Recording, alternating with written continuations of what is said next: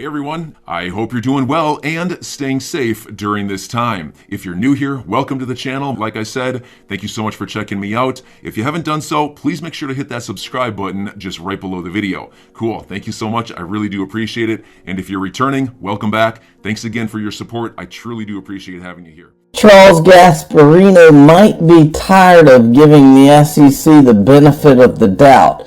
He and Eleanor Terrett have given, and he's doing his job as a journalist. They have given the benefit of the doubt. They have bent over backwards, forwards, in every way that you can to give these people the benefit of the doubt. And it's becoming more absurd by the day.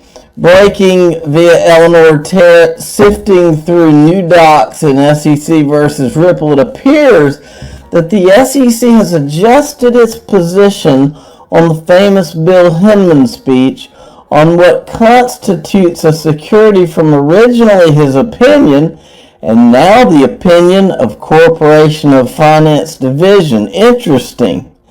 Oh yeah, it's interesting, all right.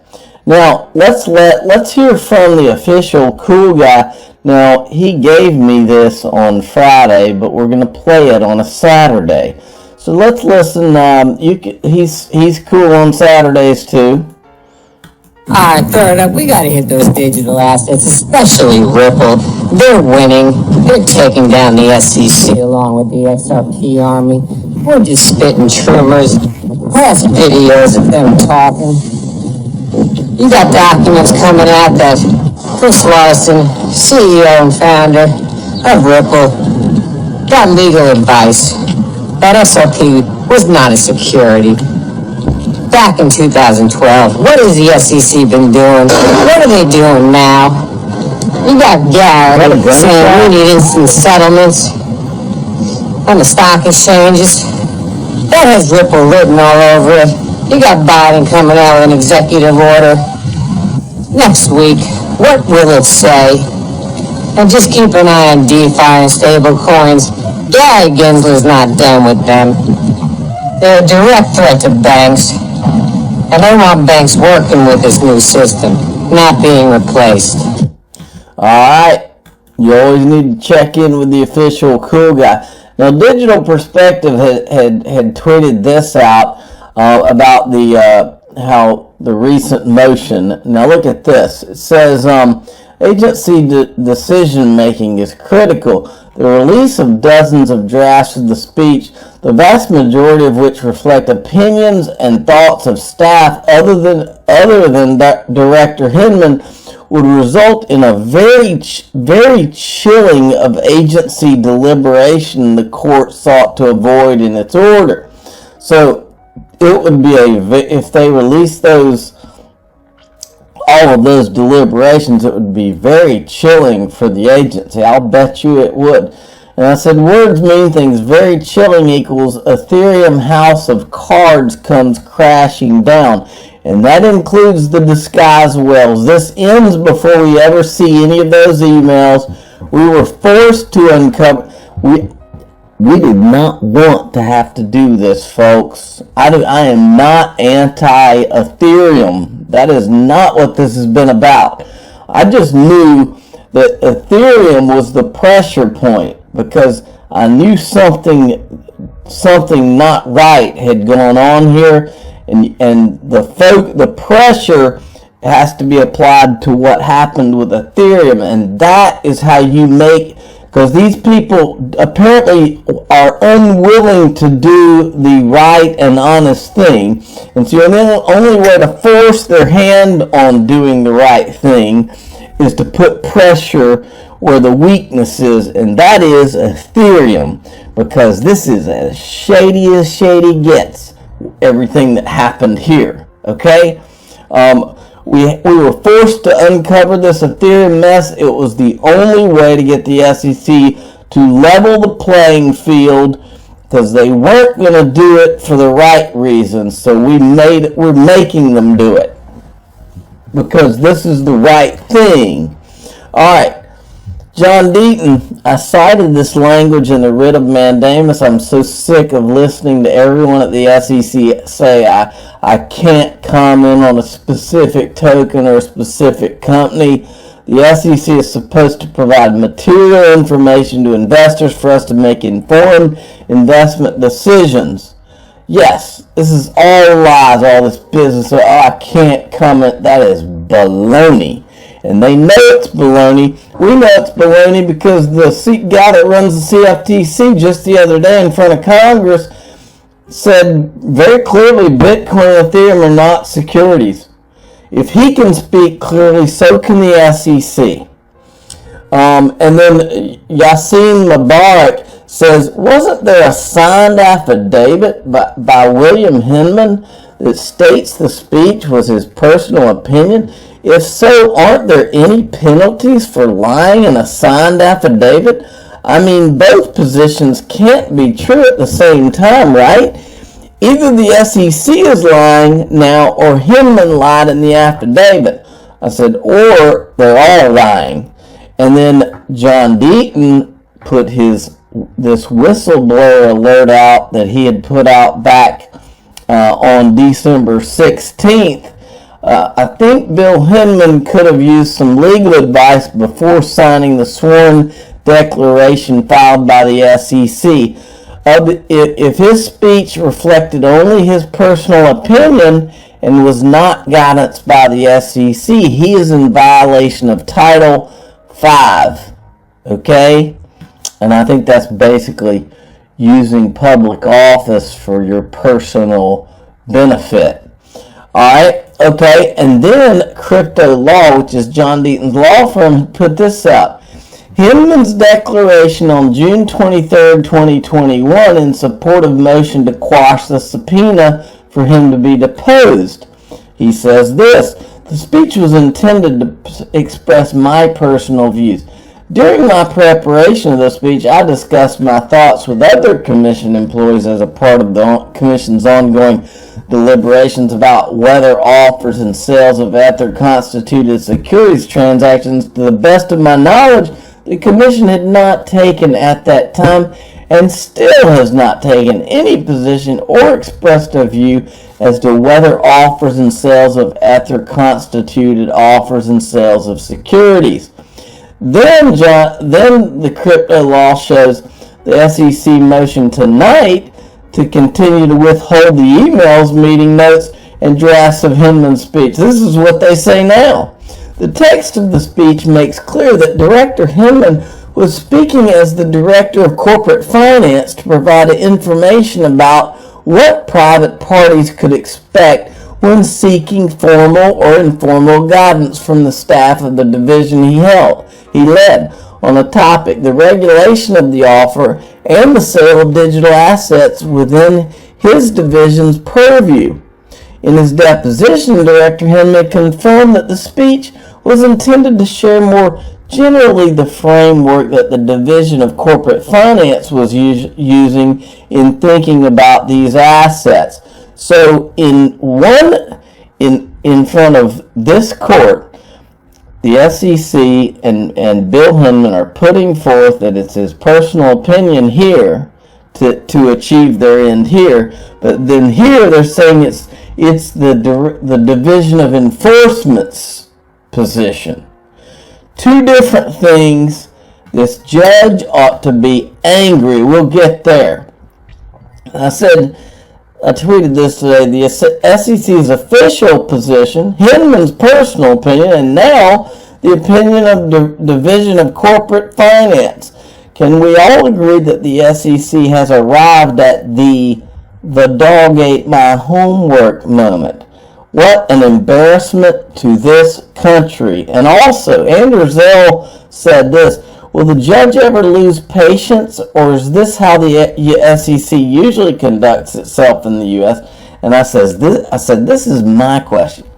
The SEC is now literally making a mockery of this judge's courtroom, or Zoom courtroom. How much does it take for this judge to just absolutely lose it? If I was a judge, I would have lost it a long time ago with these guys, because This is dishonesty at best going on. At best. That's a kind way of saying this. And then this guy uses the same word, dishonest submission. Do model litigant rules and don't mislead the court mean nothing in the United States? The submission contradicts all SEC's earlier submissions. The court's finding that the speech was his personal opinion and the speech on its bloody face. And folks, this wasn't in court, but let's not forget one other, okay? When Charles Gasparino first came onto the scene, do you remember when he said that the people at the SEC were telling him that the reason they didn't go after Ripple is because its infrastructure was not completely built out, but Ethereum's was? These guys have thrown out multiple different positions on all of this stuff. And then we've shown you the video of Joseph Lubin in his own words talking about how the infrastructure is not built out for Ethereum. And we know that they still don't have Ethereum 2.0, that they changed the name to Consensus Layer because the stigma of Ethereum 2.0 was, the stink was too bad. This is all a mockery. It's a mockery of the crypto industry. It's a mockery of the court. It's a mockery of the institution of the United States, the government.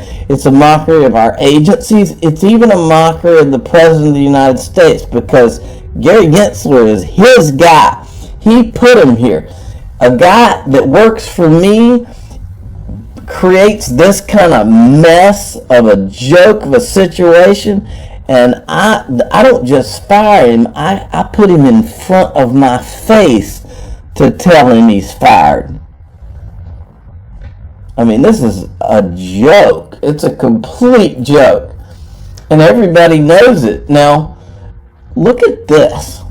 This is Jesse Powell, who's the CEO of Kraken, and he's commenting on how Canada is trying to lock down people's bank accounts and their crypto accounts. Now look what he says. This guy says, is it possible Kraken will be put in a position where told to freeze assets by police without judicial consent, and you probably will comply? Jesse Powell, the CEO of Kraken, says this. 100% yes. It will happen, and 100% yes, we will be forced to comply. If you're worried about it, don't keep your funds with any centralized regulated custodian. We cannot protect you. Get your coins cash out and only trade P2P. And then Jim Cramer puts this out. Well, did he? Okay. Yeah, the tweet's still there. Store of value? Great hedge?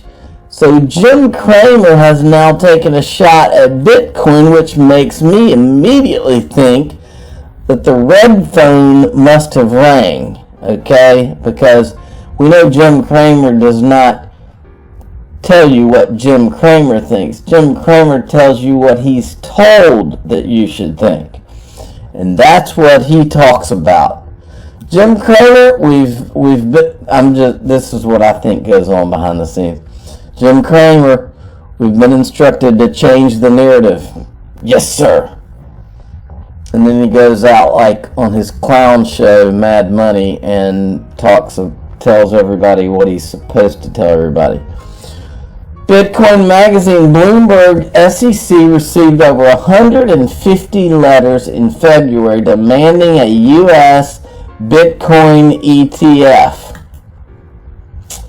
And then there was this from James Rule. Kurt Weickert, or Wuckert, I don't know, on Fox Business says, is there a difference between Ethereum? These people are listening to what we are talking about, folks. This guy, this Weickert guy, he is chief Bitcoin historian from Real Coin Geek, okay, whatever that is. Bitcoin since 2012. He likes bananas and hates scams. Listen to what he says. You can tell just from what he says. He's been paying attention. They're all paying attention. Is some difference between Ether and XRP? Not in my opinion, no. Ethereum was issued in a crowd sale. It was arguably the first ICO. We've heard from Vitalik Buterin and Joe Lubin on stage that they issued it the way they issued it in order to raise money so they could create Ethereum 2.0. And if you recall, this whole thing that Ethereum is not a security is based largely on the opinion of Hinman, who basically said it just barely made its way through because of proof of work, which is something we know is on the roadmap of Ethereum to get away from. So I think the argument that Ethereum is not a security is a paper-thin argument at best. Oh yeah, see, they all know now. And look, if these guys had not gone after Ripple, nobody ever would have known. They could have just taken their free pass and kept their mouths shut, but they all had to run their mouths and then say, go get Ripple too. And then they had to gloat. If they hadn't done that, kids, I tell you this all the time, if you're listening to me, don't gloat. Because I tell my sons this in baseball, if you win, don't give the guy a smirk. Just win with grace. These Ethereum guys, if they had just kept their mouth shut, but they had to go out and do tweets where they called XRP a shit coin and all. Vitalik Buterin did that.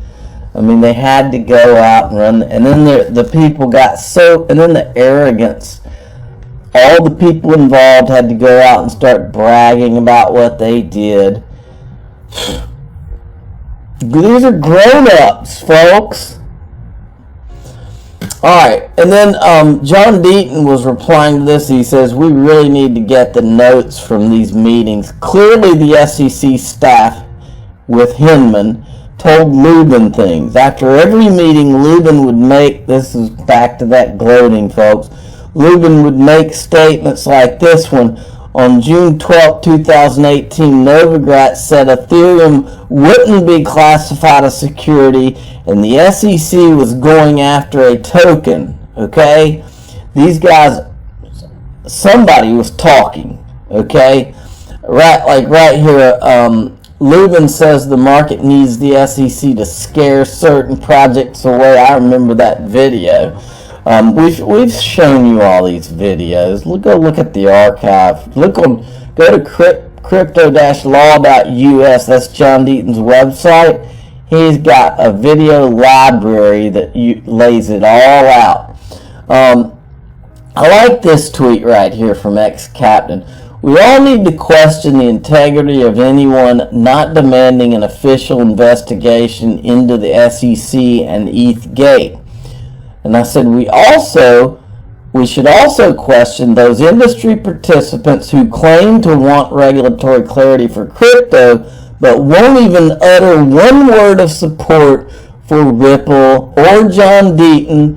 And I copied in the Blockchain Association, the Digital Chamber of Commerce, Kristen Smith, who's the executive director of the Blockchain Association, and Perianne Boring, who is the founder of the Digital Chamber of Commerce. Both of their organizations and them have issued no support whatsoever for Ripple or for John Deaton.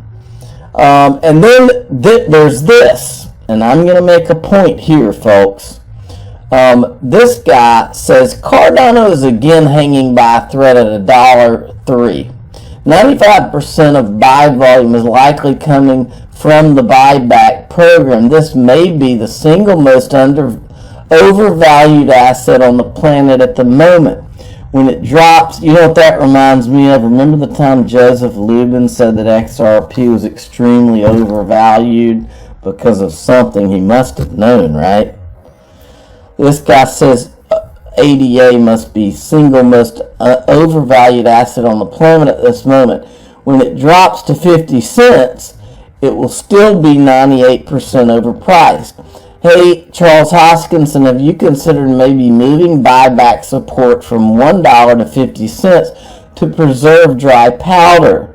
And then Charles Hoskinson, who I like, replies to him and says, there is no buyback program, and if you keep lying publicly, then I'll consider litigation. I'm directly asking you to stop writing deceptive tweets intended to slander and mislead the general public.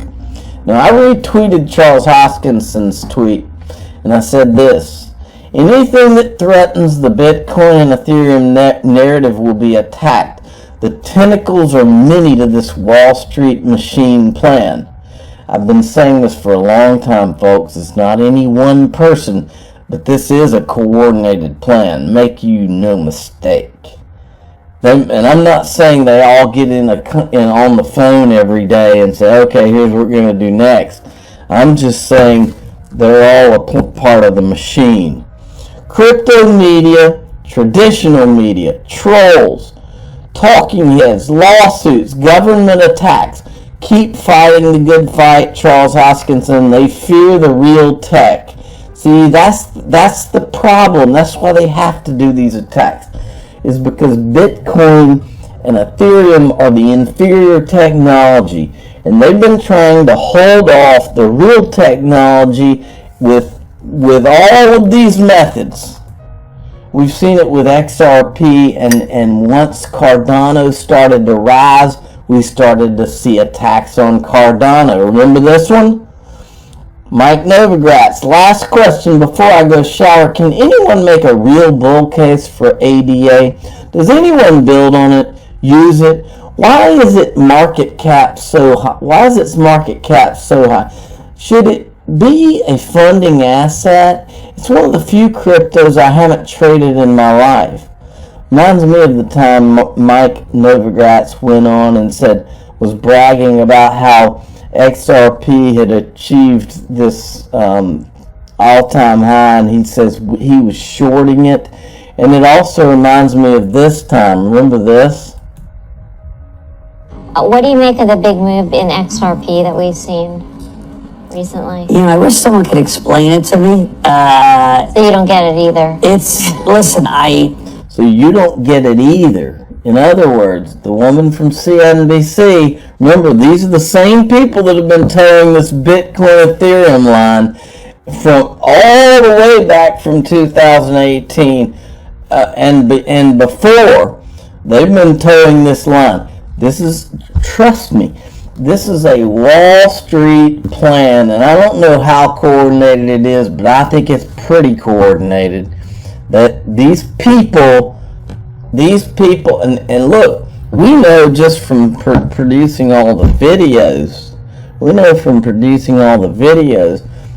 a lot of these people had to know something, because a lot of them predicted things that happened very shortly thereafter. In fact, Mike Novogratz himself, just a few days before the Ethereum free pass, the Bill Hinman speech, just a few days before, he said, I don't know the exact quote, but it was something to the effect of, I'll bet dollars to donuts that they say that Ethereum used to be a security, but now it's not. It was something to that effect. But literally days before the thing.